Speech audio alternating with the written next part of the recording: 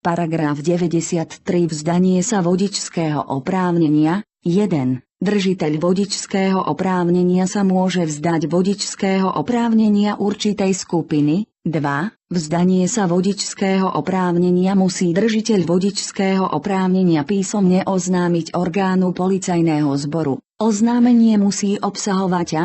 Meno a priezvisko držiteľa vodičského oprávnenia. B. Adresu pobytu držiteľa vodičského oprávnenia. C.